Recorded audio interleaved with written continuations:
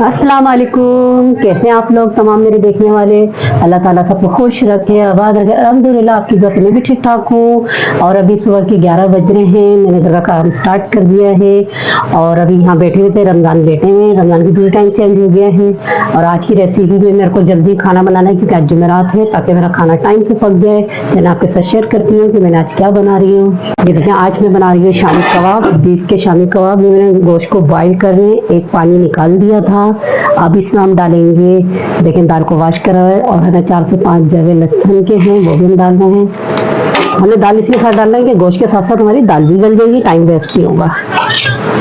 और ये हैं साबुत मिर्चें, काली मिर्चें, बड़ी इलायची, ये भी इसमें जाएगी।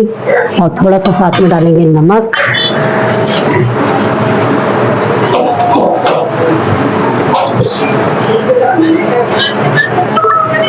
मैंने नमक निकाल लिया है और थोड़ी सी कुटी हुई मिर्ची निकाल ली है, वो भी हम डालेंगे।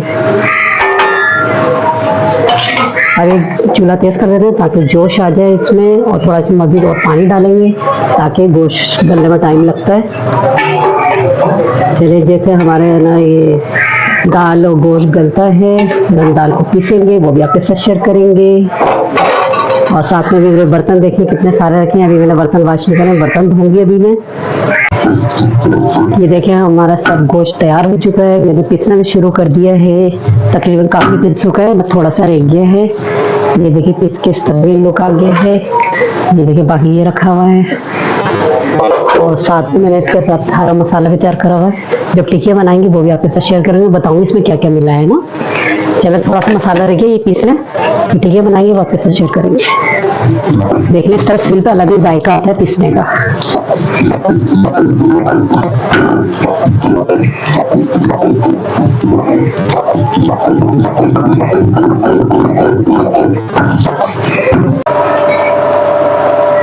सब मसाला पीस गया है। और ये हरे मसाले में मैंने अदरक मिलाई है, हरी मिर्ची मिलाई है, पुदीना है और प्याज है। ये सब चीज़ों को भी हम मिक्स करते हैं। अच्छा, बहुत से ना अंडा एक साथ मिला लेते हैं, लेकिन मैंने आज तक नहीं मिलाया तो मैं मिलाती नहीं हूँ। मैं बस ऊपर से लगा के ना फ्राई करती हूँ।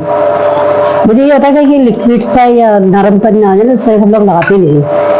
तकरीबन सभी ऊपर ही साइड लगाते हैं। गैस में तो तंग खराब गैस आया है, रोजाना तो पकाने में इतनी मुश्किल होती है। ये कि हमारा मसाला तैयार हो चुका था, गोश्त भी गल गया था जब गैस गया है। चले टिकियाँ बनाते हैं। टिकिया तो आपको पता है जैसे बनती है, इसे फ्राई करेंगे, वापस से शेयर करेंगे। माशाल्लाह से हमने कबाब फ्राई करना शुरू कर दिए हैं। यकीनन आपको अच्छे लग रहे होंगे। वैसे रमज़ान काम पे जाएंगे तो इसलिए मैंने जल्दी जल्दी काम कर रही हूँ। मतलब रोटी मैंने बना ली है और साथ में से चटनी भी बनाई है। इंशाल्लाह मेरा सब काम हो चुका है।